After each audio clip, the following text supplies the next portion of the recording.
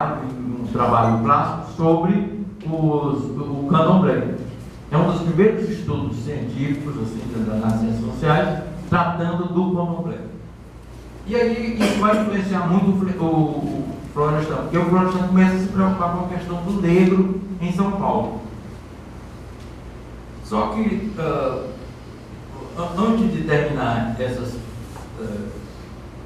aliás, em 64 ele faz um concurso para professor titular, com um monumento, né? São dois, hoje em dia está publicado em 2 volumes, cada volume tem quase 500 páginas, sobre a integração do negro nas cidades de São Paulo. A integração do negro na sociedade de classes. Né? Na sociedade de classes. A integração do negro em São Paulo, aliás, brancos e negros em São Paulo é o que ele escreve hoje. E, de uma certa forma, a integração do negro na sociedade de classe, talvez muitos dos leitores do Florestan consideram a obra-prima dele.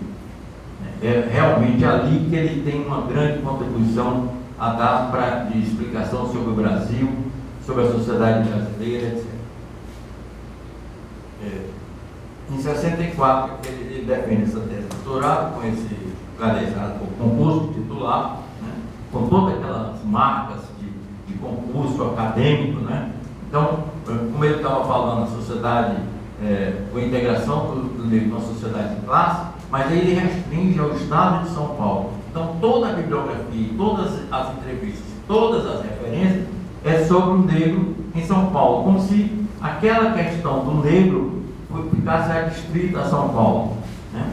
E não como perpassando toda a sociedade brasileira. Como não havia muita bibliografia, ele também não vai arriscar, né? Ele, uma ou outra vez ele cita o Costa Pinto, uma ou outra vez o Tales de Azevedo, mas há alguns outros estudos que falam do negro em outras partes do Brasil, mas não é esse o meu caso. Eu vou falar do negro na sociedade de classe em São Paulo.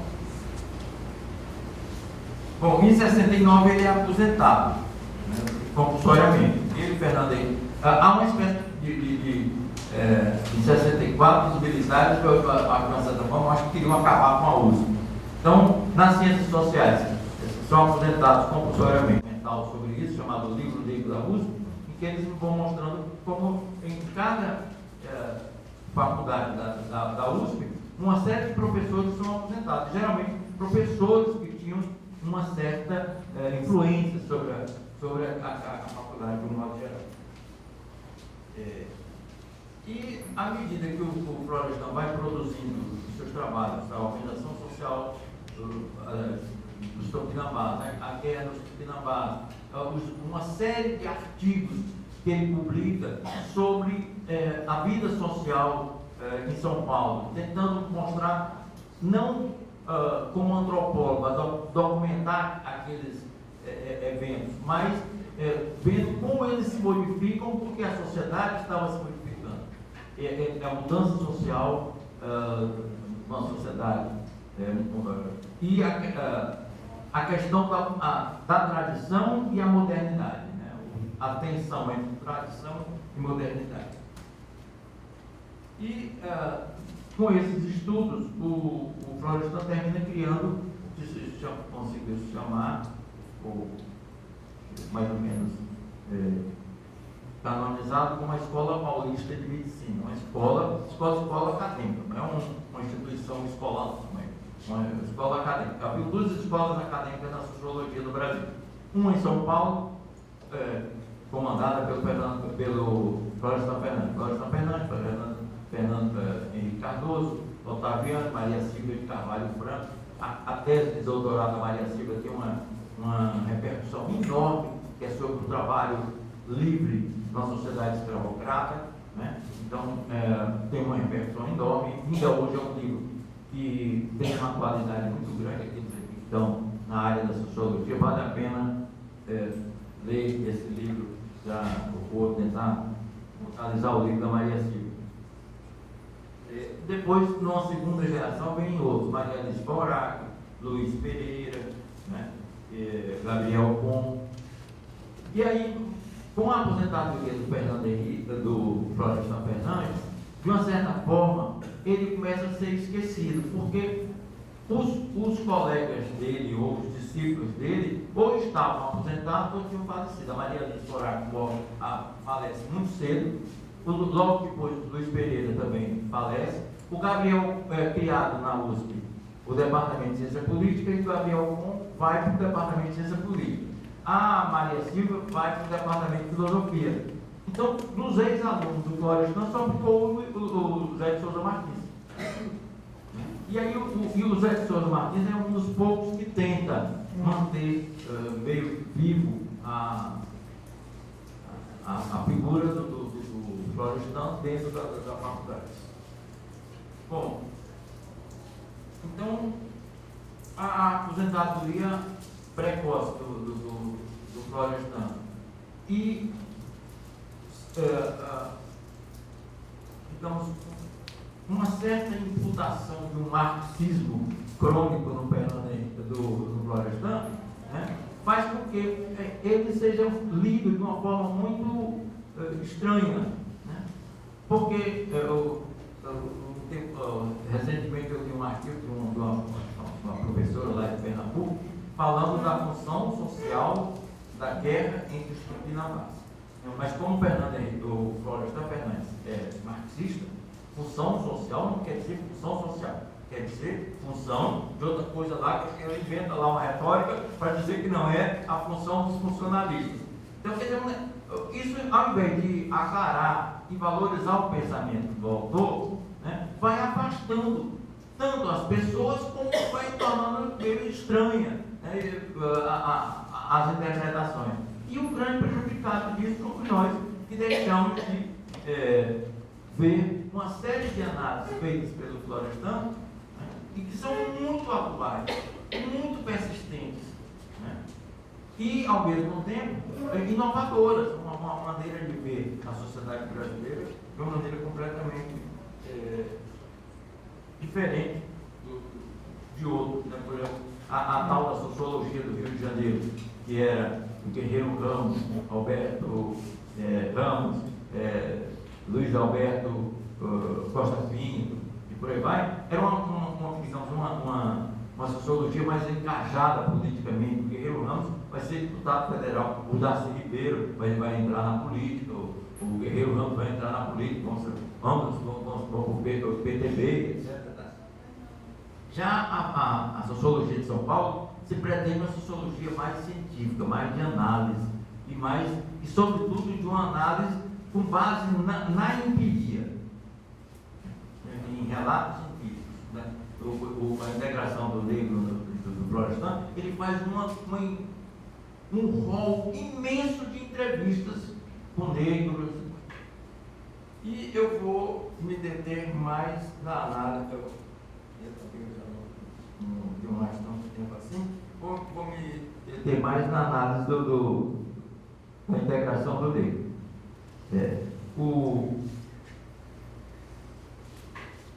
E para a gente entender a posição do Florestan, é bom a gente, eu vou tentar contextualizar a questão do negro, do ponto de vista do Florestan Fernandes, e a questão da raça. Os indigenistas criaram uma forma de explicação do Brasil a partir do conceito de raça. Então, o Brasil era constituído de duas raças. Uma raça nativa, que era o índio, e uma raça civilizadora, que era o branco. Então, há uma espécie de complementação entre o nativo e o colonizador. E aí, toda a literatura que se cria em torno desse conceito de raça. Para vocês lembrarem dos romances do Zé de Alencar, não tem escravo. Portanto, não tem negro. Mas tem índio. Muito branco e tal. Ceci, Peri, Iracema, todos são índios. Mas não tem negros. E na Confederação dos Tamoios também é a mesma coisa. Não tem negro. disso aí, um outro tipo de análise com relação à questão da raça são dos fulanos que tomam a raça como um conceito explicativo. E aí, não constitutivo, mas explicativo. Silvio Romero, Oliveira Viana, etc. E aí a raça passa a ser um conceito negativo, porque a raça, no Brasil, as raças se misturam e essa mistura de raças vai dar digamos, uma sub-raça degenerada. Então, o fato de miscigenar o índio, sobretudo o índio com o negro, né, vai criar um fenótipo degradado. Bom, isso vai até a década de 30 era essa a explicação. Então era preciso criar um tipo de sociedade em que a miscigenação fosse meio que interrompida e que se pensasse numa sociedade, nas raças, como raças meio puras. Até que o Gilberto Freire publicou o Casagrande Senzala. E ele mostra exatamente, foge desse padrão e cria um outro tipo de padrão. Primeiro, a miscigenação não é um mal, é um valor, e essa miscigenação faz com que as raças se integrem entre elas. O branco, o índio e o negro. 2 terços do Casagrande Senzala, se vocês lembram, lembrado? 2 terços é falando dos negros. É o primeiro grande intérprete do Brasil que valoriza a figura do negro. E, sobretudo, a miscigenação. Isso fez com que o Gilberto Freire fosse muito mal interpretado. A história da democracia racial, né? O não preconceito de raça, o não preconceito de cor e tal. O Florestan vai entrar exatamente nesse segundo viés. Existe miscigenação, a questão agora não é de raça, né? A questão agora é de etnia. A contribuição dos negros é importante, a contribuição dos índios e a contribuição do branco. Mas a grande questão que fica é o preconceito contra as raças não brancas. E aí o Florestan se pega muito com a libertação dos escravos. Ele diz, a libertação dos escravos foi uma revolução de brancos para brancos. Por quê? Porque a Lei Áurea é a lei mais inócua, para não ser grosseiro, mais inócua que você possa imaginar. Liberta os escravos. Tudo bem, e daí? Devia ter pelo menos um parágrafo dizendo, a partir de agora, então, todos os trabalhadores terão que ser remunerados. Ou o ex-escravo terá que ser remunerado. Como não diz nada, o que ocorreu? Você cria uma política paralela que oficialmente não aparece, mas isso na imprensa, sobretudo na imprensa de São Paulo e em parte também na imprensa do Rio, que era a ideia de branquear a raça. E aí você cria a política de imigração europeia.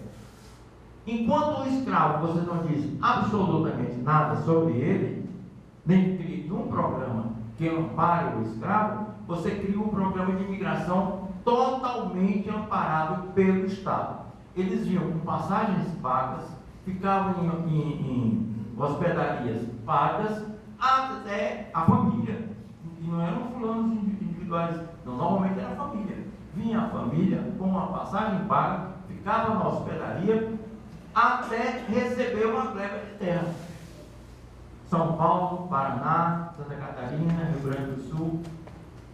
Então, você criou uma política em que você protegia, né, o imigrante e abandonava completamente o escravo. E aí o Florestan vai dizer que essa política de não reconhecimento do escravo vai criar uma competição muito grande entre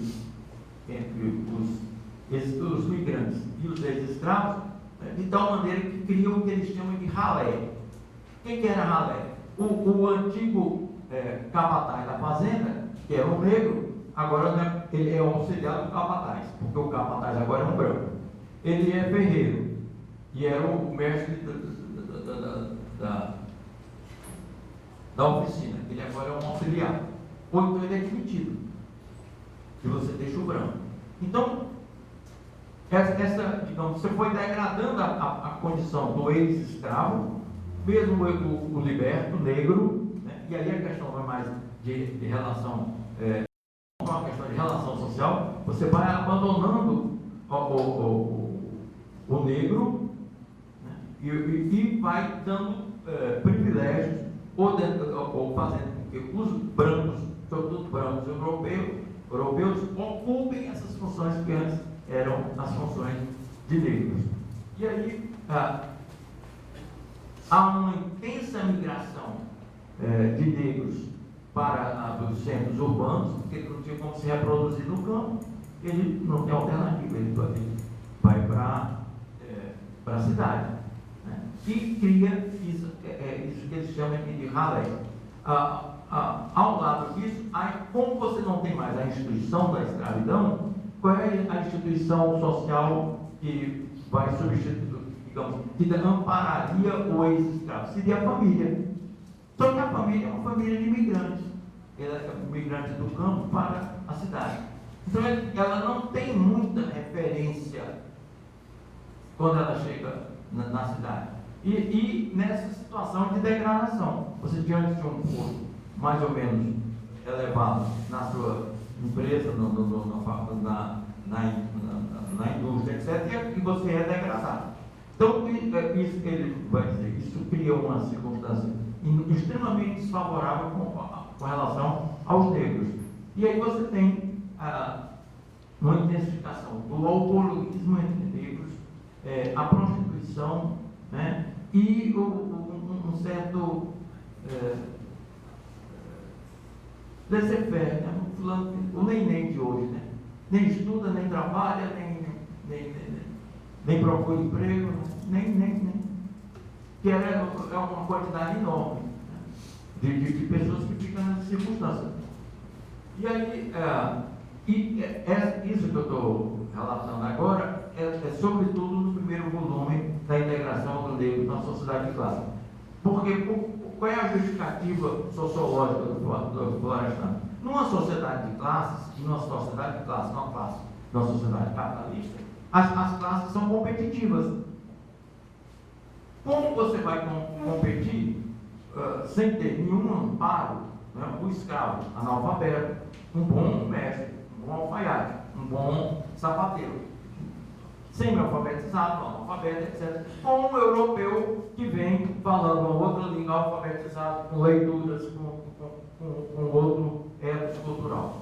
Então, a competitividade faz com que você faça com que o negro não se integre nessa sociedade competitiva. A tal ponto que aí vem o segundo volume, que a parte que eu vou tratar, que é um dos capítulos, é a desorganização dos negros. Eles tinham clubes, tinham associações, tinham jornais, tinha uma intensa imprensa negra. Tudo isso vai paulatinamente se acabando, de tal maneira que mais ou menos na década de 30 não resta mais nada, né? No Rio de Janeiro, por exemplo, só resta, eu não sei nem se ainda existe, um clube chamado Clube Renascença, que era um clube que normalmente fazia, tinha um carnaval, não sei o que, e tinha uma espécie de escolha, né? Eles não chamavam Miss, mas era como se fosse a negra mais bonita, né? E esse clube renascença foi muito perseguido, sem falar nas manifestações estritamente culturais. A religião afro sempre foi muito combatida, as escolas de samba sempre foram muito combatidas, né? A música, ser sambista, era sinônimo de marginal, né? De malandro, a figura do malandro. O malandro é esse, nem trabalha, nem estuda, nem tem profissão, né? Então, quer dizer, esse tipo de divisão do negro. A princípio, o Florestan imagina que o resgate do negro vai vir através da integração. À medida que você melhora a educação, que ele adquire uma profissão, etc., ele vai se promover. E a princípio ele pensa assim, mas depois ele vai percebendo que a questão não é de promoção, de status. Você está nesse patamar e passa para o patamar superior. A questão não é essa, a questão é preconceito. E aí o Florestan é um dos primeiros autores no Brasil que vai enfatizar muito a questão do preconceito contra o negro. E em menor escala, sobretudo no caso de São Paulo, Rio, etc., a questão do índio. Né? O índio também há um preconceito enorme com o índio, né? Para nós, no nosso imaginário, o índio é um fulano abobalhado, né? E aí essa ideia da ralé, que o Gessé Joseph, né, resgata esse conceito da ralé, né, e tem, inclusive, uma pesquisa dele relativamente recente, uns 2, 3 anos para cá, chama-se a ralé brasileira, né, que aí são essas figuras que ficam meio girando em torno de uma sociedade de classe. É a empregada doméstica, né? É o guardador de carro, né? É a puta pobre, né? A garota de programa pobre, né? E aí, qual é a característica dessa ralé, sobretudo hoje? É um processo sistemático de humilhação e de culpabilização. Você não é rico porque você não quer, porque você não fugiu das oportunidades. Você é pobre porque você é irresponsável. E a humilhação. Nesse livro do Gessé tem uma coisa que assim, quando a gente lê, você se assusta. Né? A mãe toma conta dos netos, são 4 netos, ela toma conta desses 4 netos. A avó. E a filha é garota de programa. Mas a filha ganha o suficiente para dar todo o conforto para a mãe e para os filhos. Então a casa tem esses equipamentos normais de classe média. Na hora da entrevista, a mãe fala, né? Não, e a sua filha faz o quê? Não, a minha filha fica por aí, não sei mais o quê, mas eu vou logo dizer uma coisa a você. Eu nunca me vendi, eu nunca fui puta. O que ela está querendo dizer? Qual é a leitura que você pode fazer? A filha que a sustenta, que lhe dá todo o conforto, é extremamente humilhada pelo fato de ter uma profissão que é essa profissão típica da ralé. E é o auxiliar mecânico, né? Ele não tem muito conhecimento da mecânica, ele não é atualizado, não faz curso, mas ele está ali para sujar. É ele que faz o trabalho pesado da oficina mecânica.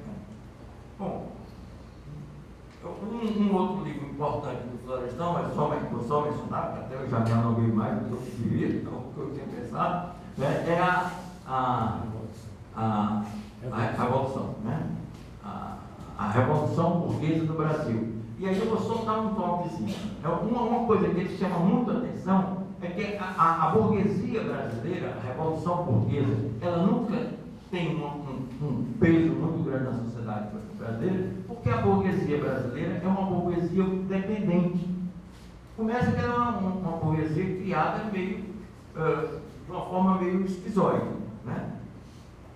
É uma burguesia herdeira de uma falsa aristocracia, ou de uma aristocracia artificial. Com a criação do Império, você cria uma nobreza artificial. Você sai distribuindo títulos de nobre, de barão, de conde, de visconde, né?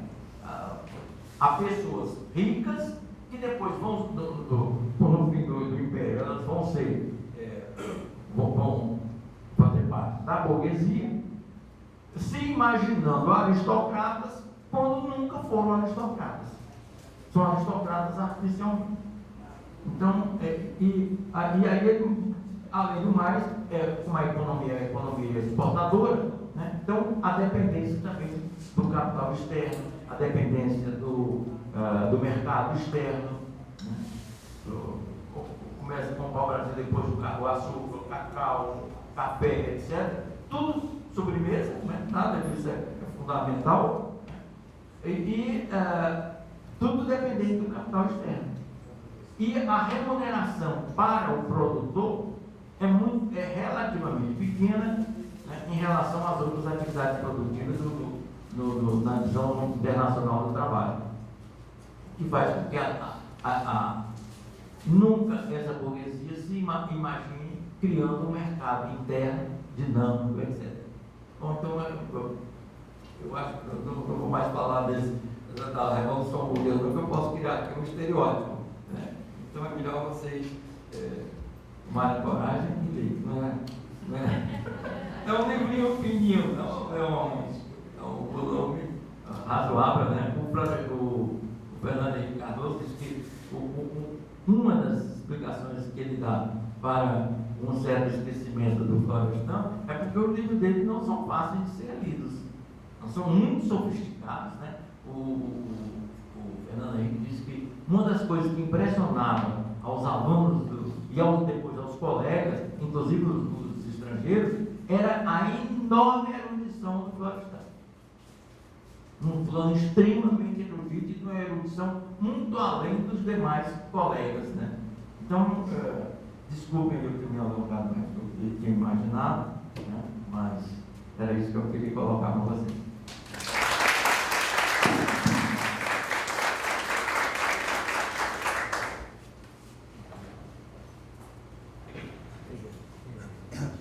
Obrigado ao professor Hermanos pela sua brilhante exposição, revelando aspectos da obra de Florestan Fernandes. Hoje são pouco conhecidos, né?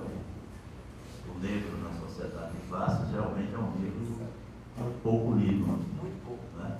Pouco conhecido. Bom, meu nome é José Antônio Spinelli.